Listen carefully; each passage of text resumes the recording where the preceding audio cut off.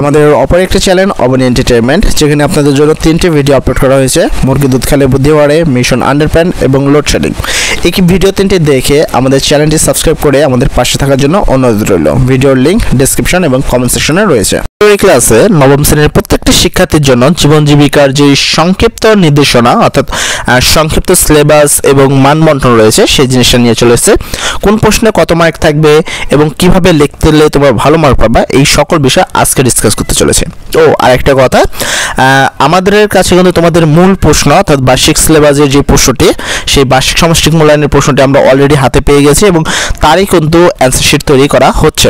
তোমরা যদি অ্যান্সার শিটটা অনেক তাড়াতাড়ি চাও প্রশ্ন সহ, তাহলে আমাদের এই ভিডিওতে সর্বপ্রথম একটি লাইক এবং কমেন্ট করতে হবে। 1K লাইক কমপ্লিট হওয়ার সাথে সাথে আমরা তোমাদের দিয়ে দেবো সেই অ্যান্সার শিট সহ কোশ্চেনপত্র।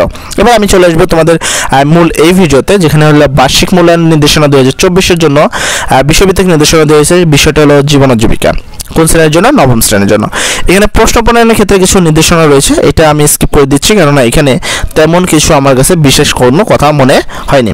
আমি চলে যাবো সরাসরি তোমাদের সিলেবাসে। তো তোমাদের সিলেবাস খুবই শর্ট এবং সংক্ষিপ্ত সিলেবাস। এখানে বার্ষিক পরীক্ষার যে পাঠ্যক্রমিক পড়তে হবে তোমাদেরকে, সেটা হলো আর্থিক ভাবনা পড়তে হবে, যার জন্য 1 থেকে 29 পেজ পর্যন্ত তোমাকে পড়তে হবে। তারপর 2 নম্বর হলো উদ্যোক্তা হিসেবে যাত্রা। এখানে তোমাকে 30 থেকে 60 পৃষ্ঠা পর্যন্ত পড়তে হবে। তারপর তোমাকে পড়তে হবে স্বপ্ন আর ক্যারিয়ার সাজাই। এখানে তোমাদের পড়তে হবে 61 থেকে 90 পৃষ্ঠা। এই হলো তোমাদের সংক্ষিপ্ত একটি সিলেবাস। এই সিলেবাসটি কমপ্লিট করলেই প্রশ্ন পাবা, কিন্তু আমাদের কাছে কিন্তু অলরেডি প্রশ্ন আছে, তোমরা চাইলে আমরা আপলোড দিতে পারি। তার আগে এখনও যারা ভিডিওটি লাইক করনি তারা লাইকটি এবং কমেন্টটি করে ফেলো। এবং এখানে তোমাদের মূল্যায়ন পরীক্ষার মার্ক বন্টন হবে। তার আগে আমি বলে দিই মূল্যায়ন কাঠামোটা। মূল্যায়ন কাঠামো হলো 30% থাকবে হলো শিখন মূল্যায়ন এবং 70% থাকবে সামষ্টিক মূল্যায়ন। এখানে যে 30 মার্কের শিখন মূল্যায়ন পরীক্ষা রয়েছে, এই শিখন মূল্যায়ন পরীক্ষাটা হবে 30 মার্কের, আর সামষ্টিক মূল্যায়ন যেটা 70% আছে এটা হবে 100 মার্কের। এই দুইটা মিলে হবে 130 মার্কের। ঠিক আছে, আশা করি তোমরা বুঝতে পেরেছ। এবার আসি আমি মার্ক ডিভিশন, যে কিভাবে আসলে মার্ক ডিভিশন করছে। এখানে হলো শিখন মূল্যায়ন পরীক্ষার মার্ক ডিভিশন রয়েছে, এখানে রয়েছে তোমাদের শিখন মূল্যায়ন। এবার শিখন মূল্যায়নে তোমরা কিভাবে 30 মার্ক পাবা, সেই 30 মার্ক বিষয়ে যদি আমি একটু কথা বলি। এখানে শিখন মূল্যায়ন পরীক্ষার বিষয়ে তোমাদের সর্বপ্রথম যেটা করতে হবে, অ্যাসাইনমেন্ট বা ব্যবহারিক কাজ করতে হবে। কাজটা কি? অ্যাসাইনমেন্ট পাঠ্যপুস্তক বইয়ের 6 পেজ, 7 পেজ, 22 পেজ, 23 পেজ, এখানে একক কাজ রয়েছে। এই কাজগুলো তোমাদেরকে করতে হবে। এটার জন্য পাবা তুমি 10 মার্ক।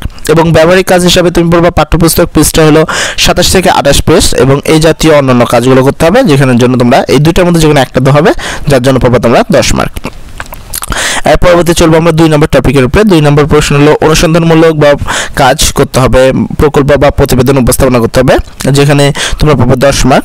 এখানে তোমরা পাইতে পারো প্রজেক্ট তৈরিটা 57 থেকে 88, মানে 57 পেজটা এবং 88 পেজটা খেয়াল করতে পারো। অনুসন্ধানমূলক কাজের জন্য তোমরা 43 পেজ, 49 পেজ, 51 পেজগুলো দেখতে পারো, এখান থেকে কিন্তু দেওয়া হবে। এর পরবর্তী তোমাদের লাস্ট কাজটা হবে শ্রেণীর কাজ, যেমন তোমরা একক কাজ, দলগত কাজ, ছক পূরণ, বাক্য পূরণ, ফ্লোচার্ট অঙ্কন এগুলো করেছো, এই জন্য পাবে তোমরা 10 মার্ক। এই হলো টোটাল 30 মার্ক। তোমাদের এই শ্রেণীর কাজটা করার জন্য তোমরা এই পেজগুলো লক্ষ্য করতে পারো, এই যে এখানে যে পেজগুলো উল্লেখ রয়েছে, তোমরা চাইলে এই পেজগুলো দেখতে পারো।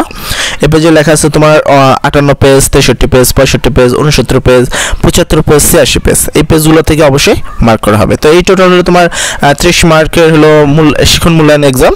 এবার আমি চলে যাবো তোমাদের যে সামষ্টিক মূল্যায়ন আছে, সেই সামষ্টিক মূল্যায়নের 100 মার্ক কীভাবে বন্টন করা হবে। এখানে তোমাদের প্রথম থাকবে বহু নির্বাচনী 10 মার্ক 15টি, যেখানে 15 জন্য তোমরা পাবা হলো 15 মার্ক। এক কথায় প্রশ্ন থাকবে 10টি, 10টির জন্য তোমরা পাবা 10 মার্ক। এই হলো টোটাল হলো তোমাদের 25 মার্কের। তারপর সংক্ষিপ্ত পরীক্ষার প্রশ্ন হবে 10টি, 10টির জন্য তোমরা পাবা 20 মার্ক। প্রত্যেকটি প্রশ্নে থাকবে 2 মার্ক। গ নম্বরে থাকবে হলো রচনামূলক প্রশ্ন থাকবে, দৃশ্যপটবিহীন প্রশ্ন, অর্থাৎ কোনো উদ্দীপক থাকবে না। সেক্ষেত্রে 5টি প্রশ্ন থাকবে, তোমাকে 3টি প্রশ্ন উত্তর দিতে হবে, এবং 3টি প্রশ্নের জন্য তুমি পাচ্ছ হলো 15 মার্ক, অর্থাৎ প্রত্যেকটি প্রশ্নের জন্য তুমি পাচ্ছ হলো 5 মার্ক করে।